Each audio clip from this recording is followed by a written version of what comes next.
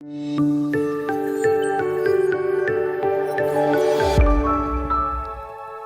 saudara, kita patut bersyukur kalau kita masih diberi kesempatan untuk beribadah di dalam hadirat Tuhan.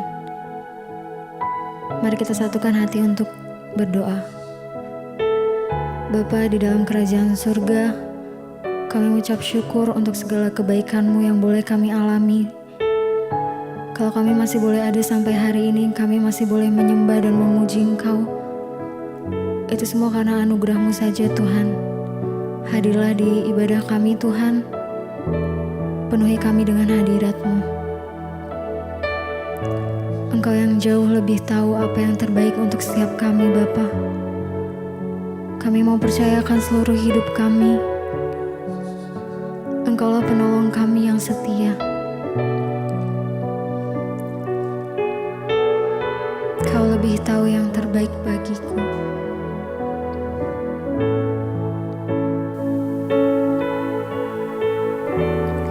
Kau lebih tahu yang terbaik bagiku. Kau lebih sanggup pulihkan hidupku. Kami mau berserah. Ku berserah,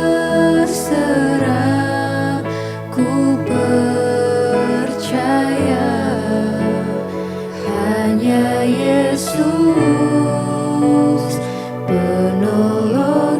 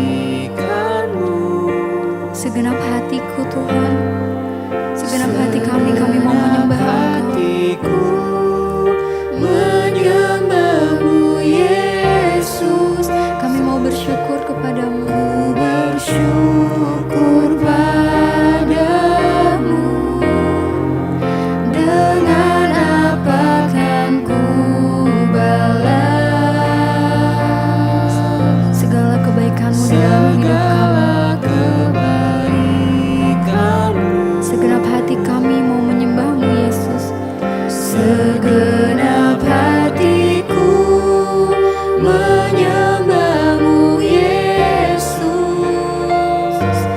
ku bersyukur padamu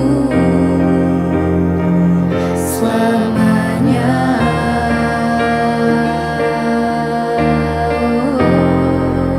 Dengan apa kan ku balas? Dengan apa kami mau balas segala kebaikan-Mu di dalam hidup setiap kami, Tuhan. Segenap hati kami mau bawa, kami mau persembahkan, Tuhan.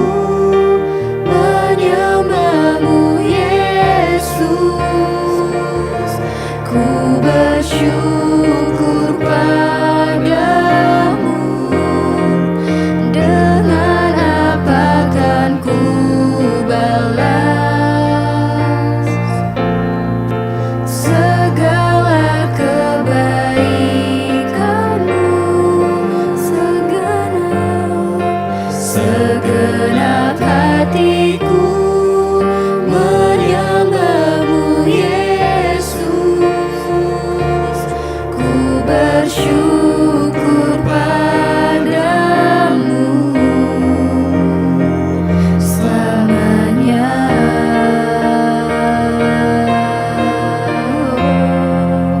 Dengan apa kan ku balas segala kebaikan-Mu, segala kebaikan-Mu, bahkan segenap hati kami mau bawa, Tuhan. Kami mau menyembah-Mu dengan segenap hati kami, Yesus. Kami mau bersyukur di hadapan-Mu, bersyukur padamu. Dengan apa kan ku balas segala kebaikan-Mu? Segenap hatiku menyembahmu Yesus, ku bersyukur padamu selamanya.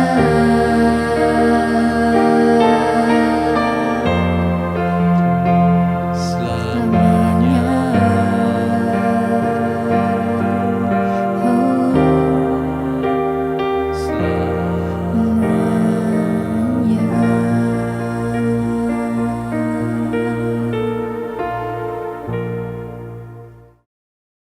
Terima kasih Bapa.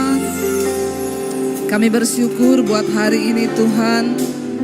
Kami percaya Engkau ada di tengah-tengah kami. Hadirat-Mu itulah yang mengubahkan setiap kami. Karena itu Roh Kudus, Engkau hadir di tengah kami. Berbicara bagi kami, sampaikan isi hati-Mu bagi kami Tuhan. Urapi hamba-Mu yang tidak ada apa-apanya. Kami buka hati bagi firman Tuhan di dalam nama Yesus.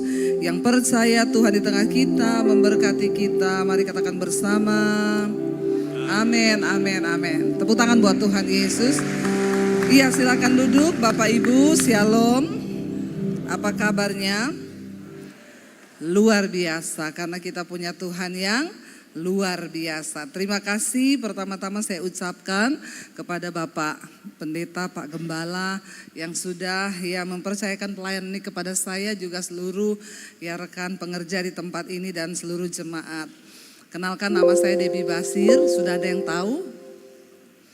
Kalau belum tahu berarti kurang gaul. Iya, puji Tuhan hari ini kita diberikan tema tentang, saya diberi tema tentang karakter yang diubahkan oleh Roh Kudus Bapak Ibu, kekristenan itu bukan soal berapa lama kita menjadi Kristen Bukan juga soal berapa hebatnya pelayanan kita bukan soal kita berdiri di mimbar atau kita duduk di kursi. Tapi kekristenan itu berbicara tentang karakter yang diubahkan. Berapa lama kita menjadi Kristen, itu tidak penting. Yang terpenting adalah sudahkah hidup kita, karakter kita diubahkan ketika kita mengenal Tuhan. Hari-hari ini ada banyak hal-hal yang aneh-aneh ya Bapak Ibu. Jangan aneh-aneh, jadi Kristen tuh biasa aja, amin. Saya kemarin lihat di Instagram, sekarang ada orang-orang yang bikin begini loh. Siapa yang lagi galau hari ini ya, tolong liatin video saya ini terus. Liatin, jangan kemana-mana, tatap mata saya.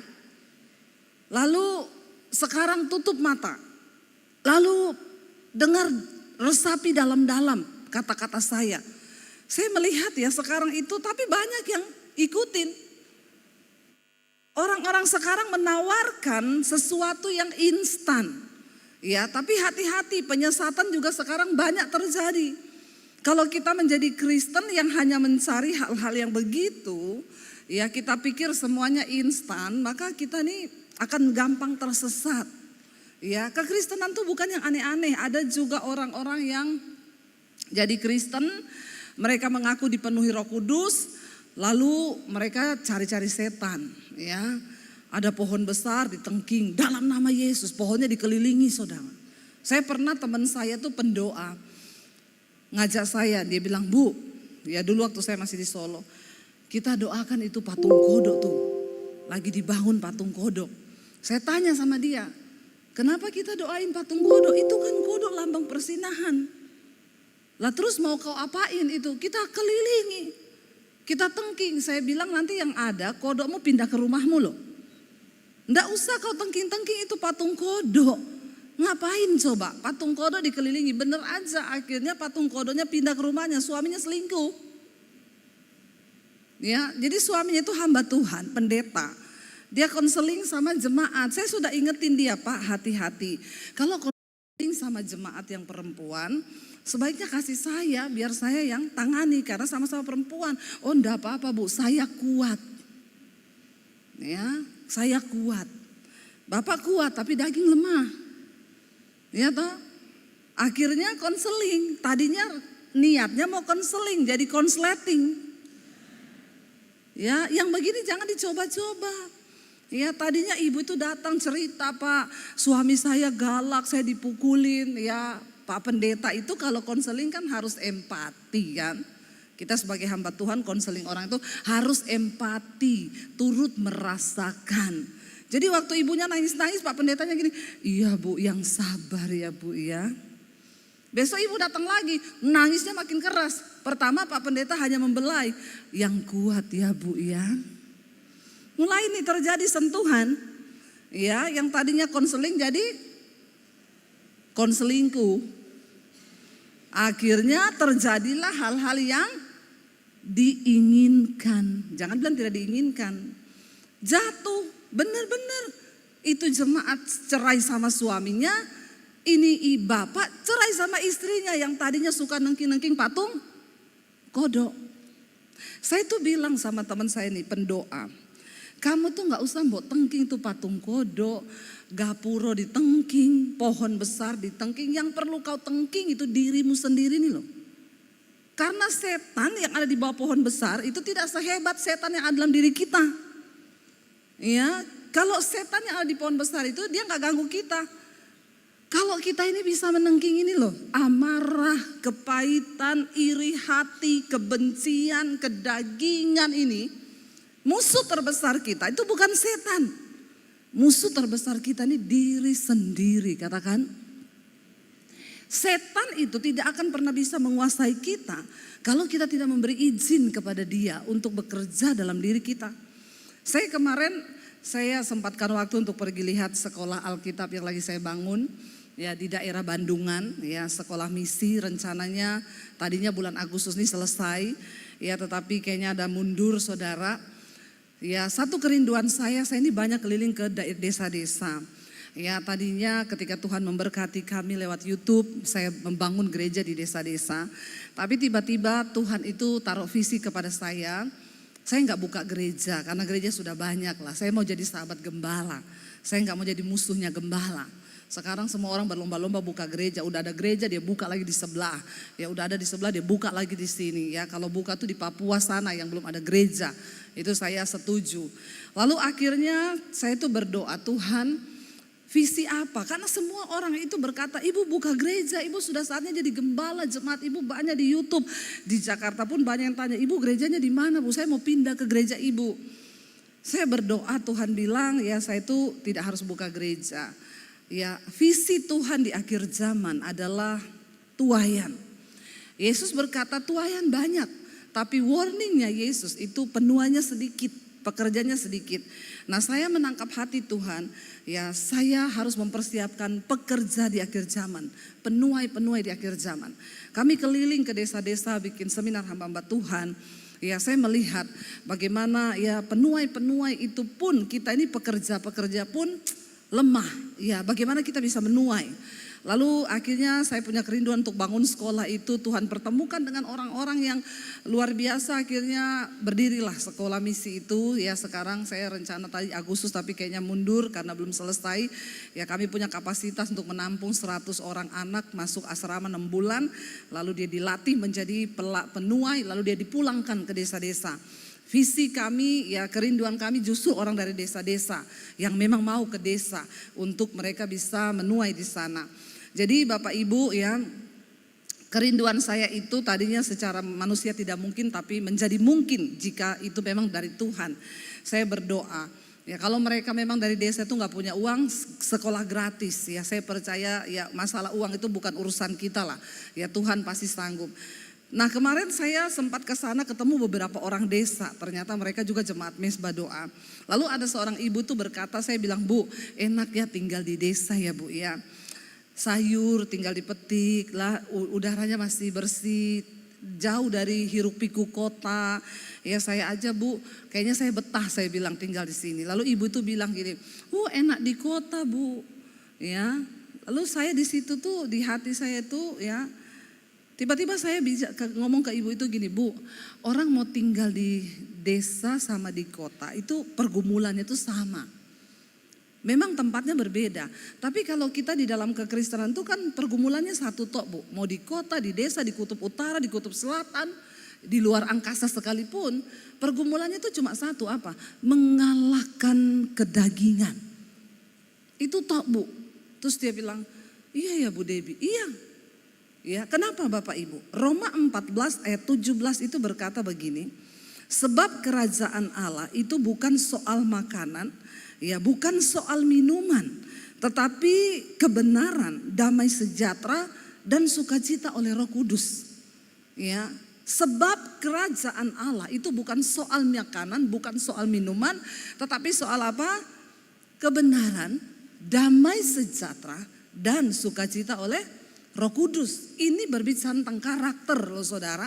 Ini enggak ada hal-hal yang ini bukan hal, ini tidak berupa barang, bukan makanan, bukan pakaian kata Yesus, bukan minuman, bukan sesuatu yang kelihatan. Tetapi kerajaan Allah itu bicara tentang kebenaran, damai sejahtera dan sukacita oleh Roh Kudus. Saya jadi berpikir kalau 3 hal ini itu kan bicara tentang karakter kita kan. Ketika ada kebenaran dalam diri kita, maka timbul damai sejahtera. Ketika ada damai, maka ada sukacita. Saya bilang sama ibu itu, bu, mau di kota, mau di desa, banyak bu. Saya ketemu orang kaya, raya, ya bu. Tapi dia nggak punya kebenaran, nggak punya damai, nggak ada sukacita. Walaupun dia kaya, dia tinggal di kota besar bu. Lebih bahagia orang di desa yang punya kebenaran, damai sejahtera dan sukacita oleh Roh Kudus. Ini bicara tentang karakter. Alkitab berkata Yesus datang ke dalam dunia membawa kerajaan Allah.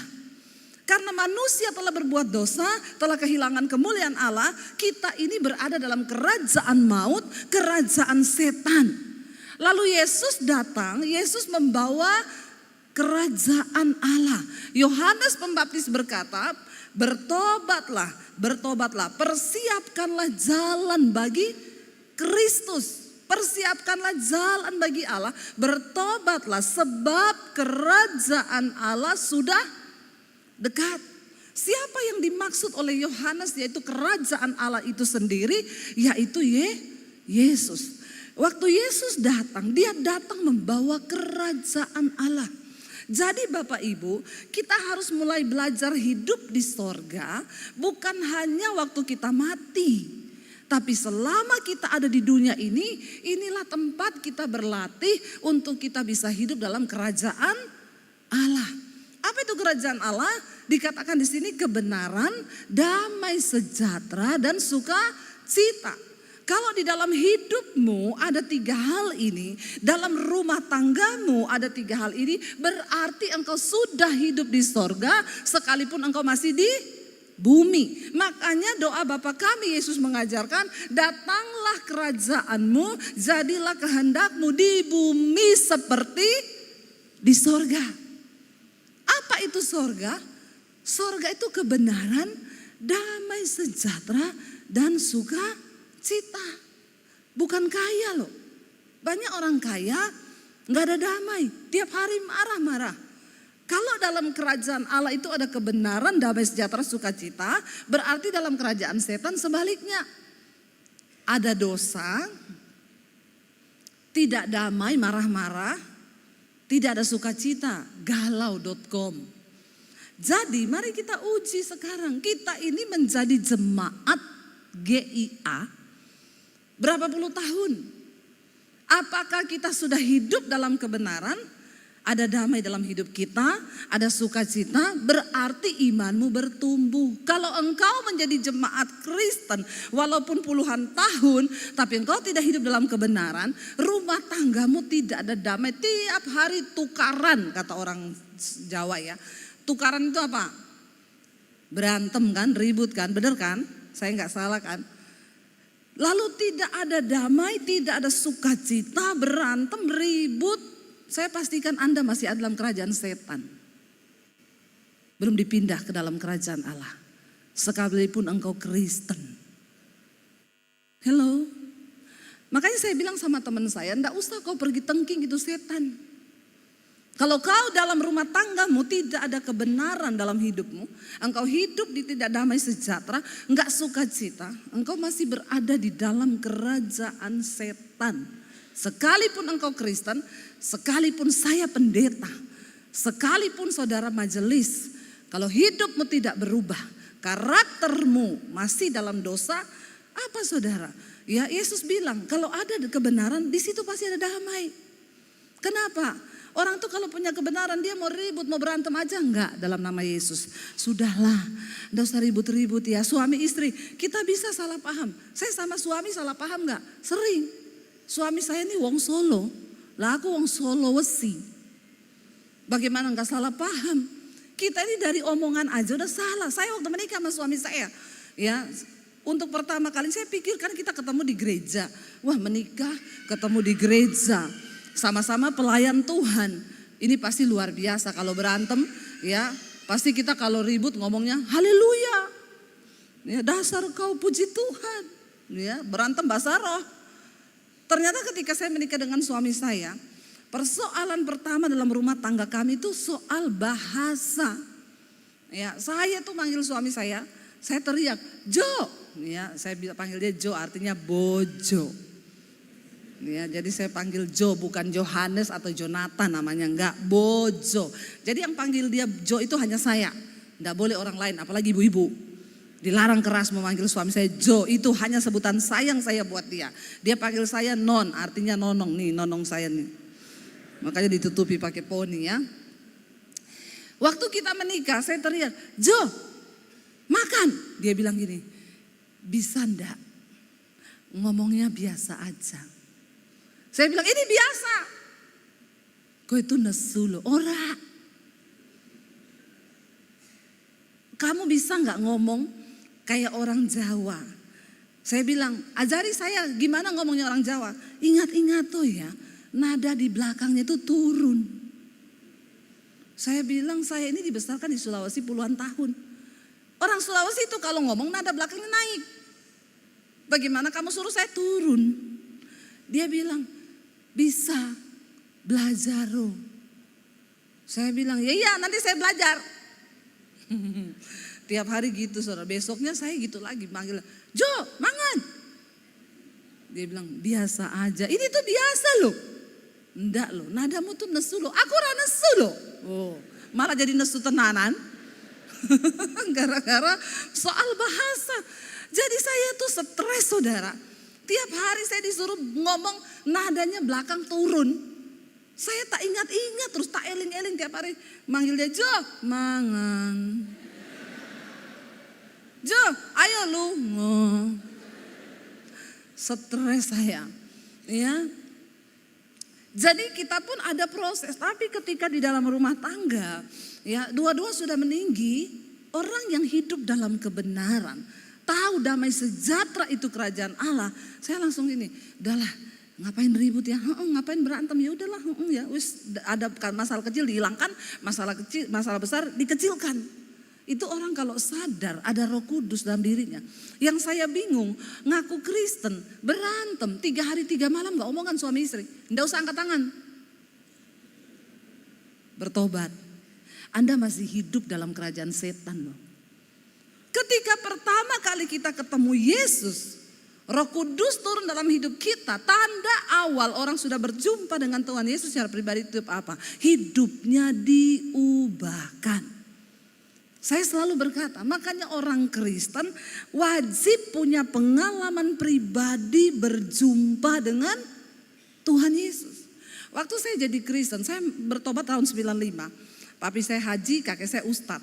Saya gak pernah berpikir jadi pendeta. Jadi Kristen aja gak kepikiran, apalagi jadi pendeta. Dulu saya pelatih senam aerobik, saudara. Ya, makanya gayanya begini nih. Ya, cuma dulu belum mengembang seperti ini karena kebanyakan makan ragi. Makanya jangan banyak-banyak makan ragi, nanti mengembang. Lalu saya akhirnya bertobat tahun 95. Wah, awal pertama bertobat saya sembunyikan iman saya 1 tahun. Saya baca Alkitab di kamar mandi, saya baca Alkitab di kamar, saya tutup pintu, saya sembunyi. Kenapa? Dari kecil saya sudah diwanti-wanti sama papi saya. Nama saya ini Debbie Basir. Ya, Basir itu saya dari Poso, saudara. Hati-hati sama orang Poso ya. Saudara tahu sendiri lah Poso itu ya begitulah saudara ya. Tapi sekarang sudah luar biasa, kota Poso sudah aman, tentram, damai. Ketika saya bertobat ya saya takut sekali. Kenapa? Karena dari kecil saya sudah diwanti-wanti jangan berteman dekat sama orang Kristen. Apalagi kamu pacaran sama laki-laki Kristen. Kalau kamu sampai menikah sama orang Kristen, kata papi saya bunuh kamu. Lebih baik papi masuk penjara daripada kamu bikin malu keluarga. Jadi itu tertanam dalam benak saya. Saya nggak berani pacaran sama orang Kristen. Saya nggak berani jatuh cinta sama laki-laki Kristen.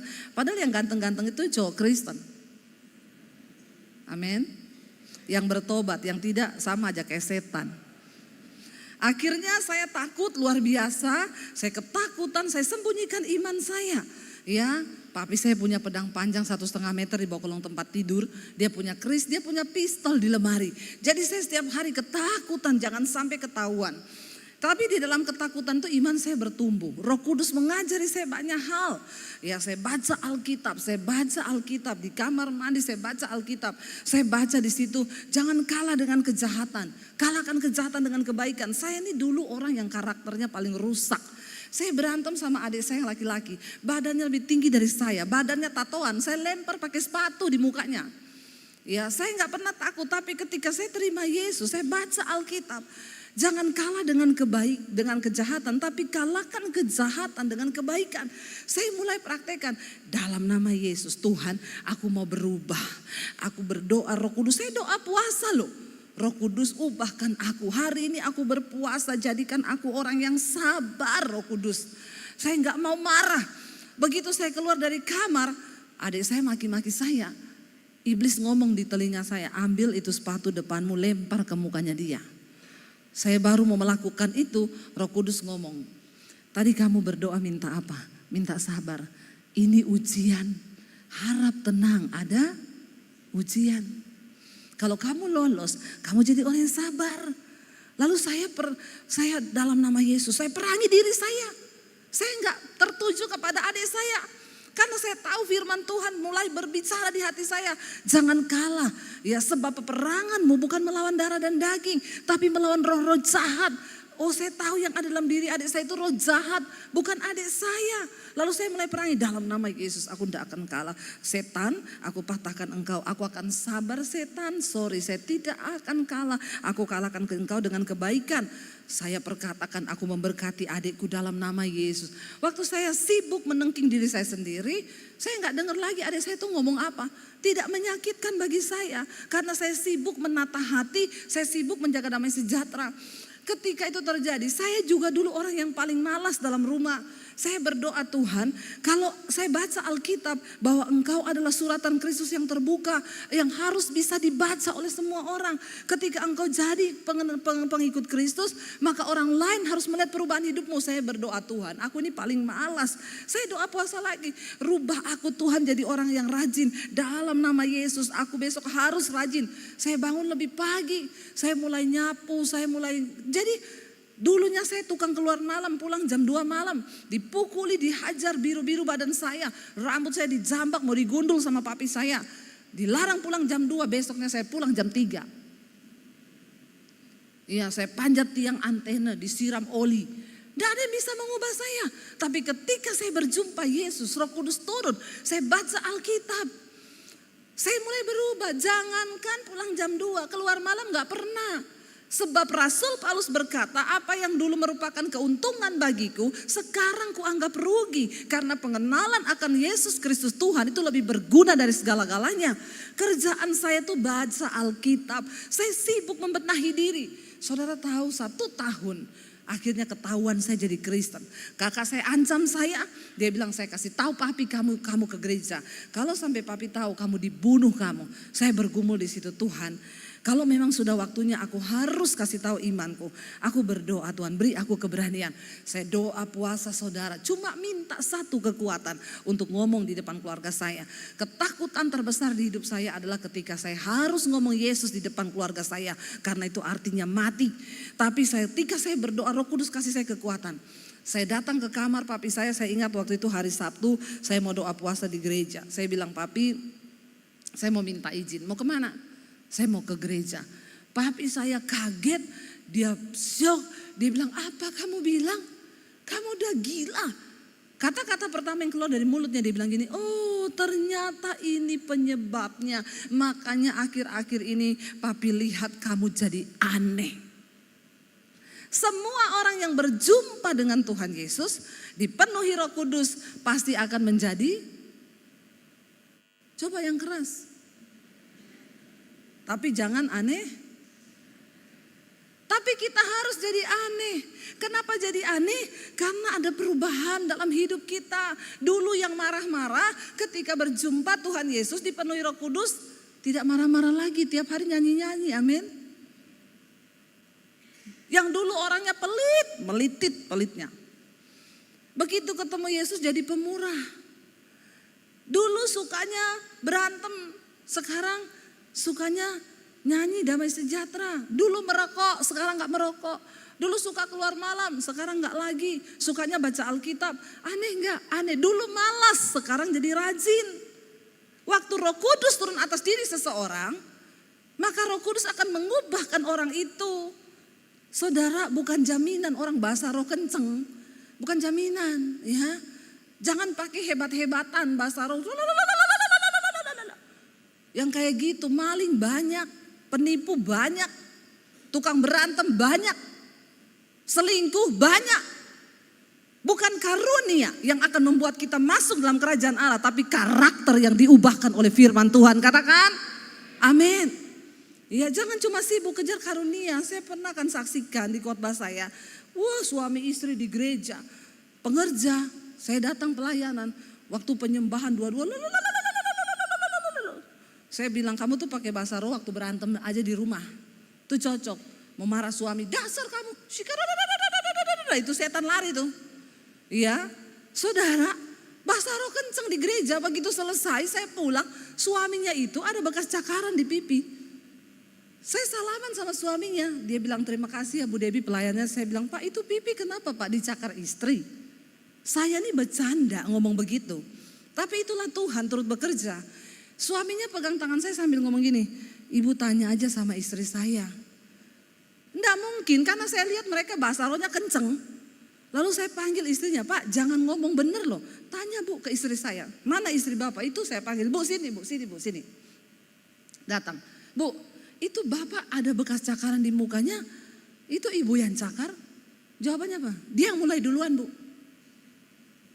Astaga, Bapak sama Ibu di rumah berantem cakar-cakaran. Iya dia yang mulai duluan, tanya sama dia kenapa saya cakar.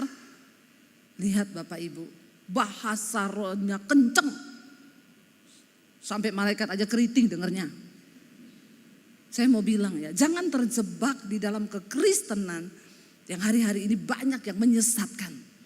Ya, banyak orang yang cuma sibuk tengking pohon, ya pergi ke hutan cari setan. Ngapain lu pergi ke hutan cari setan? Itu memang tempatnya setan. Sibuklah tengking diri sendiri. Itu yang benar, supaya kita diubahkan. Setan dalam diri kita ini banyak. Makanya saya kadang diajak, Bu ayo Bu kita doakan, ada setan Bu di situ penunggunya. Bu saya ini tengking diri saya sendiri aja gak selesai-selesai Bu. Ya, kita tengking diri sendiri nih loh, yang tiap hari mau marah, tiap hari mau tersinggung, tiap hari mau hilang damai sejahtera, tiap hari mau gini. Buka Roma pasal 12, saya ini waktunya hanya setengah jam loh. Tolong diingatin ya Pak kalau sudah selesai, saya harus berhenti di jam 8 ya, bolehlah lebih 10 ya. Aman Pak? Ya ini baru pembukaan soalnya. Yuk lihat Roma 12 saudara. Roma 12 ayat 1 dan 2 firman Tuhan berkata begini. Ini ayat hafalan sebenarnya. Roma 12 ayat yang pertama. Karena itu saudara-saudara baca bersama. Demi kemurahan Allah aku menasehatkan kamu supaya kamu mempersembahkan tubuhmu sebagai apa?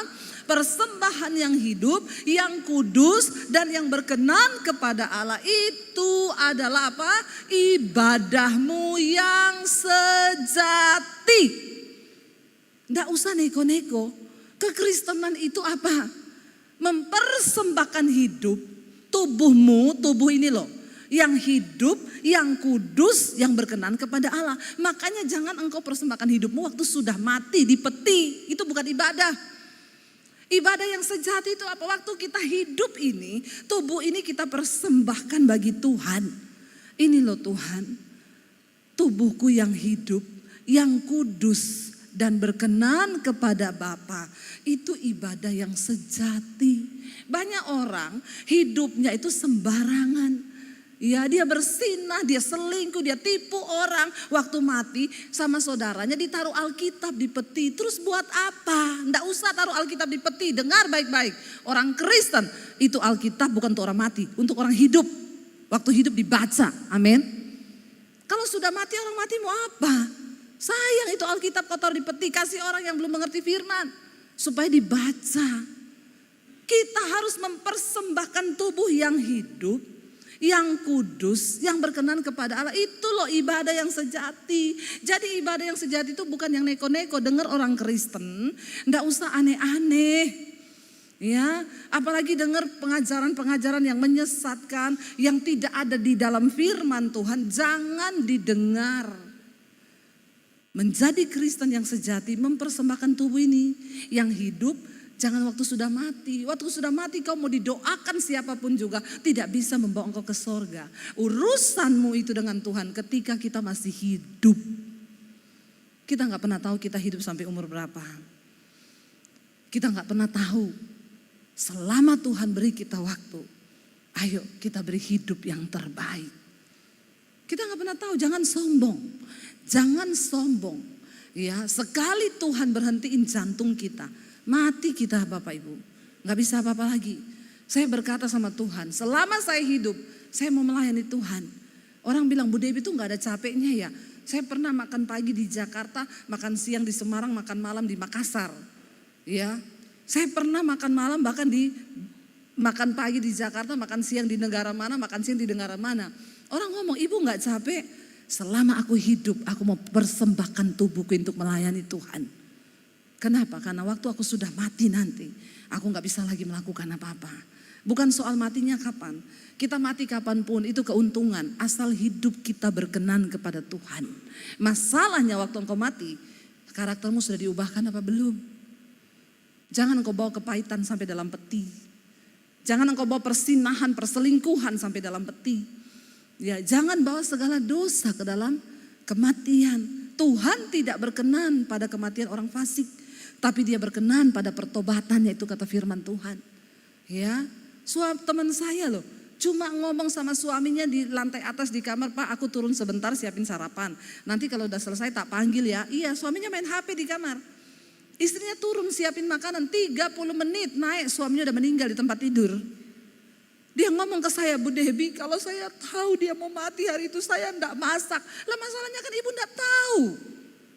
Kita ini kan enggak ada yang tahu. Saya tanya, "Enggak ada tanda-tanda, Bu?" "Enggak, Bu, sehat suamiku. Tidak divonis dokter. Kalau sudah divonis dokter saya bisa berjaga-jaga, Bu." "Enggak ada, sehat walafiat, enggak ada apa-apa." Lu seperti biasa kita ngomong ke suami saya, "Aku tak masak ya." Enggak ada yang tahu kan. Cuma 30 menit siapin sarapan. Mau ngajak suaminya turun sampai di dalam atas kamar, kaget suaminya udah meninggal di tempat tidur. Makanya kalau ada orang datang sama saya, "Bu, saya divonis dokter, umur saya tinggal 6 bulan." Saya bilang, "Puji Tuhan, Bu, masih lama." 6 bulan tuh masih lama, Bu. Ada orang gak divonis, Bu, besok mati. Bapak Ibu, kita gak tahu hidup kita ini sampai berapa lama. Yang kita bawa sama Tuhan tuh bukan karunia, bukan jumlah depositmu, bukan kekayaanmu, tapi karakter yang sudah diubahkan oleh Tuhan. Itu yang akan kita bawa. Hanya orang-orang yang di bumi ini sudah belajar tinggal dalam kebenaran, damai sejahtera, dan sukacita oleh Roh Kudus. Mereka lah yang akan bisa masuk surga. Di bumi ini kita latihan nih.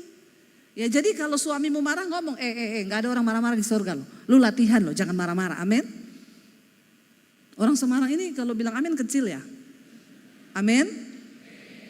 Gitu yang keras supaya saya juga semangat. Kalau dia marah-marah, istrimu di rumah marah-marah ngomong, "Gak ada orang masuk surga loh." Ya marah-marah. Yang di surga itu yang hidup dalam kebenaran, damai sejahtera, dan sukacita oleh Roh Kudus. Kalau ketiga hal ini tidak ada dalam dirimu, maaf saudara, nanti kau di surga marah-marah. Ya, bingung lagi malaikat, "Nih kok di surga masih marah-marah ya?" Ayo kita berlatih yuk. Karakter itu tidak bisa didoakan. Karakter itu bukan ketika engkau suruh pendeta tumpang tangan, "Dalam nama Yesus berubahlah kau, berubahlah kau." No. Ya, karakter itu kita dapatkan ketika engkau bergaul dengan firman, engkau minta sama Roh Kudus, dan yang terutama engkau bertobat, baru engkau bisa diubahkan. Kenapa? Yesus berkata, bukan orang sehat yang butuh dokter. Yang butuh dokter itu orang sakit. Bagaimana kita bisa diubahkan? Waktu engkau sadari bahwa engkau itu sakit. Kalau kita ini tukang marah-marah, kita akui dong, "Tuhan, aku ini tukang marah-marah Tuhan." Ya, tapi ada orang sudah sakit, nggak ngerti kalau sakit, pura-pura sehat, padahal sakit jiwa. Ya, ingat loh Bapak Ibu, orang yang marah, tersinggung itu sakit jiwa, tapi stadiumnya masih awal. Ya, tapi itu sakit jiwa karena dalam jiwa manusia itu terletak ada pikiran, perasaan, dan kehendak. Jadi ketika engkau marah itu jiwamu bermasalah. Makanya pemazmur berkata, "Hai jiwaku, mengapa engkau tertekan dalam diriku? Pujilah Tuhan. Pujilah Tuhan, hai jiwaku." Karakter tidak bisa didoakan. Karakter itu dibentuk dan kita yang harus mau. Dan waktu engkau berdoa, "Tuhan, aku ini tukang marah. Aku mau berdoa supaya aku mau bergumul, aku puasa Tuhan mematikan kedaginganku. Aku tidak pengen marah-marah." Maka bersiaplah saudara, engkau akan dipertemukan dengan orang yang bikin engkau marah. Tapi harap tenang, ada ujian. Amin. Waktu kita menang, maka karakter kita diubahkan. Lalu ayat yang kedua dari Roma pasal 12 tadi, ayat yang kedua. Kita baca, saya undang para imam musik, kita mau siapkan. Ya, baca bersama. "Janganlah kamu menjadi serupa dengan dunia ini, tetapi berubahlah oleh pembaharuan budimu sehingga kamu dapat membedakan manakah kehendak Allah, apa yang baik, yang berkenan kepada Allah dan yang sempurna." Saudara, saya mau tanya, marah-marah itu kehendak Allah atau bukan? Bukan, tahu kan semua. Saya yakin manusia itu gak perlu diajari terlalu seperti gimana-gimana. Alkitab berkata Tuhan itu bilang begini, "Aku menaruh hukum-hukumku di dalam hati mereka." Jadi orang itu mau kenal Tuhan mau tidak, sebenarnya dalam hatinya itu ada hukum Tuhan. Waktu engkau selingkuh, engkau tahu itu dosa. Enggak usah engkau tanya sama pendeta, enggak usah. Ada suara hati nuranimu yang akan berbicara. Karena Alkitab berkata roh manusia itu adalah pelita Tuhan. Itu yang akan berbicara. Dia sudah mainkan lagu, berarti saya harus selesai. Dia mengintimidasi saya Bapak Ibu. Secara perlahan. Ya, tapi saya tidak terintimidasi. Ya, jadi Bapak Ibu, ketika kita ini ya marah-marah, kita tahu ini bukan kehendak Allah. Berubahlah oleh pembaharuan budimu supaya engkau bisa membedakan. Waktu engkau berantem dengan istrimu, ayo, aduh, hai jiwaku, jangan sakit jiwa kau, aku mau berubah. Cukup ya, aku tidak mau marah-marah. Ajak istrimu berdoa, ajak suamimu berdoa. Yuk say, kita tidak usah marah ya. Ini kerajaan setan loh lagi ada dalam rumah kita. Ayo kita berdoa yuk, kita gandeng tangan yuk. Kita minta Roh Kudus hadir ubahkan kita. Amin. Bangkit berdiri kita nyanyi, ku telah mati dan tinggalkan cara hidupku yang lama. Kita mau bilang pada Tuhan, kami mau diubahkan Tuhan. Angkat tanganmu pada Tuhan sebagai tanda respon pada Tuhan. Ku telah mati dan tinggalkan. Kami mau tinggalkan cara hidup yang lama Tuhan. Yes Lord Jesus. Semua sia-sia, semuanya sia-sia dan tak berarti. Hidup ini kami persembahkan Tuhan. Amin. Ku letakkan pada mesra-Mu ya Tuhan. Jadilah padaku seperti yang Kau ingini. Lebih lagi Bapak Ibu, akui di hadapan Tuhan, katakan ku telah mati dan tinggalkan cara hidupku yang lama. Karena semua itu sia-sia Tuhan. Yes, kami mau kejar perkenanan Tuhan.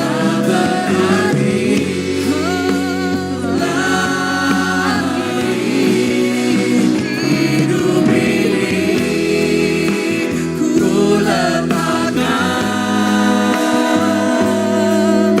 pada mesra-Mu ya Tuhan.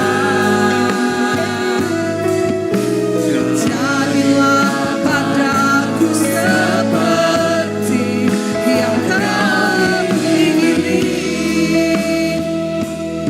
Bapa, kami datang membawa hidup kami Tuhan. Biar kami pulang dengan perubahan hidup yang dari Tuhan. Karakter kami diubahkan. Karena kami tahu pada satu saat nanti kami akan berdiri di hadapan pengadilan Kristus. Untuk memberikan pertanggungan jawab terhadap hidup kami, perbuatan kami, bahkan karakter kami di dunia ini. Terima kasih buat firman-Mu. Kami percaya Roh Kudus mengubahkan setiap kami. Terima kasih Bapa, di dalam nama Tuhan Yesus Kristus kami persembahkan hidup kami ke dalam tangan Tuhan. Bapa, biarlah kami menang dalam setiap pertempuran iman. Supaya kami berdiri sampai di garis akhir. Dan Tuhan, kami boleh menerima mahkota kehidupan ketika Engkau datang kali yang kedua. Ini hidup kami Tuhan, roh, jiwa dan tubuh kami serahkan ke dalam tangan Tuhan. Buka hati dan tanganmu Bapak Ibu.